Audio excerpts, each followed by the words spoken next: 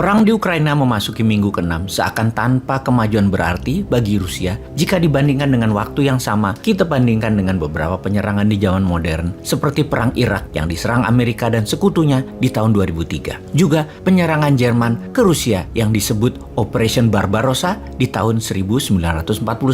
Perubahan pola serang Rusia ke Ukraina dari serangan kilat ala Nazi dengan Blitzkrieg-nya diubah menjadi ala Aleppo tidak mengejutkan banyak pengamat intelijen pertahanan. Strategi bumi hangus adalah perang psikologi bagi yang lemah. Perang yang direncanakan cepat menjadi perang psikologi yang bisa panjang masanya. Kita akan bahas perbedaan perang di Ukraina ini dengan perang Irak di tahun 2003 dan Operation Barbarossa di tahun 1941. Tentunya yang kita bahas dalam 3 perang tersebut adalah taktik perangnya, bukan efek perangnya pada dunia. Namun sebelumnya, ada hal yang kita masuki terlebih dahulu, informasi yang tidak kalah penting tentang masa depan minyak bumi. Kita semua tahu bahwa dunia saat ini didominasi kebutuhan akan minyak bumi. Minyak bumi adalah sumber energi terpenting saat ini di bumi. 70% perang di dunia saat ini ada di negara penghasil minyak bumi demi negara sekutu mengendalikan produksi minyak dunia, suplai minyak, dan harga minyak dunia. Selain untuk listrik, maka minyak bumi terbanyak digunakan sebagai bahan bakar kendaraan dan mungkin sahabat akan terkejut mengetahui berapa banyak benda yang dihasilkan berdasarkan minyak bumi, atau dengan kata lain, jika minyak bumi tidak pernah ada, maka benda ini pun tidak akan ada.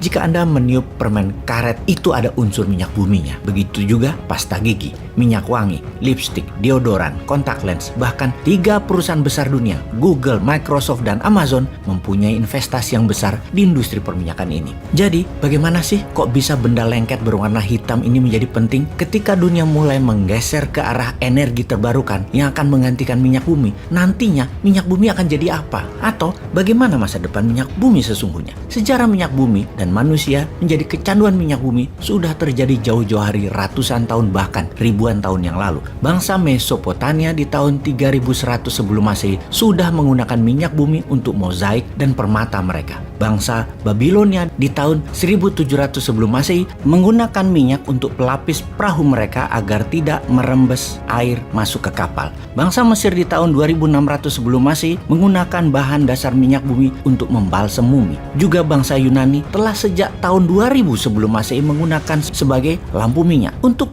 dunia perminyakan modern, pastinya kita berterima kasih pada seorang inventor ahli kimia, James Young, yang berkebangsaan Skotlandia di pertengahan abad ke-19.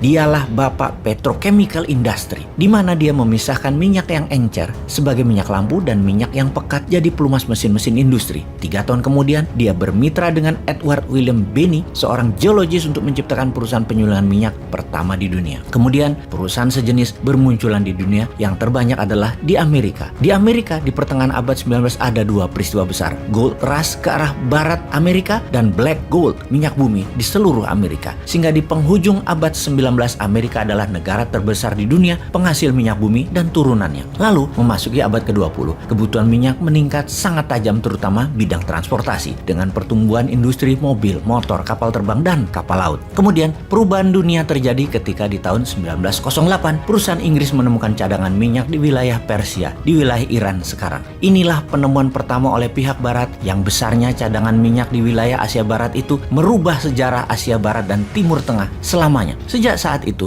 penemuan-penemuan di Asia Barat berlanjut. Irak di tahun 1927, Bahrain di tahun 1932, Qatar di tahun 1935, Saudi Arabia dan Kuwait di tahun 1938, di UAE atau United Arab Emirates di tahun 1958. Semuanya adalah yang berinvestasi, yang mengeksplor, dan yang memiliki hasilnya adalah perusahaan barat, Amerika dan sekutunya. Untuk menjaga harga stabil dan membuat jumlah produksi berlaku adil, negara-negara Timur Tengah itu berinisiatif membuat organisasi, yaitu OPEC, Organization of Petroleum Exporting Country, atau organisasi negara-negara pengekspor minyak. Diciptakan dalam konferensi di Baghdad di tahun 1960. Negara pendirinya adalah Iran, Kuwait, Irak, Saudi Arabia, dan Venezuela. Kemudian banyak negara bergabung. Qatar di tahun 61, Indonesia di tahun 62, Libya di tahun 62 juga, UAE juga di tahun 1967, Nigeria di tahun 71, dan Ekuador di tahun 1973, kemudian Gabon di 1975. Mereka, OPEC tersebut, mengendalikan 80% cadangan minyak dunia dan memproduksi 44% minyak dunia. Kekuatan OPEC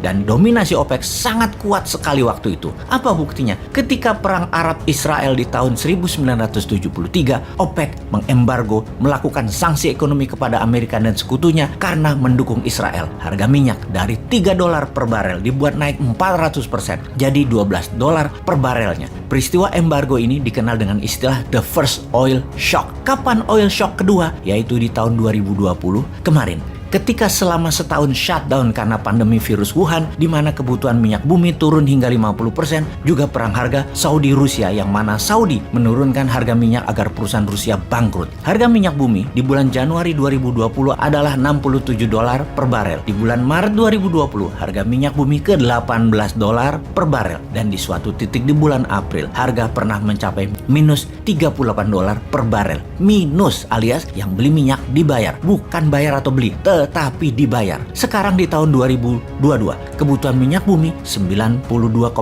juta barel per harinya. Di antaranya Indonesia membutuhkan 1,5 juta barel per hari. Tiongkok membutuhkan 19 juta barel per hari. Di dunia ini ada 4,8 miliar mobil di jalanan. Dan ada banyak hal selain fuel bahan bakar kendaraan dihasilkan oleh minyak bumi yang belum bisa digantikan oleh energi terbarukan seperti tempat tidur, kamera, karpet, komputer, bola golf, botol, pestisida, pipa, gorden, ban, X-ray, dan banyak lagi. Sebuah fakta, mobil listrik akan merubah dunia transportasi, namun tidak akan merubah kebutuhan akan minyak bumi. Jadi, ketika dua negara berperang, Ukraina dan Rusia yang merupakan penghasil 15% minyak dunia, kira-kira apa yang terjadi ke depan terhadap masa depan minyak bumi di Indonesia? Juga terhadap harga barang-barang di Indonesia? Kemana kira-kira pikiran pejabat yang berkuasa saat ini? Sudah siapkah?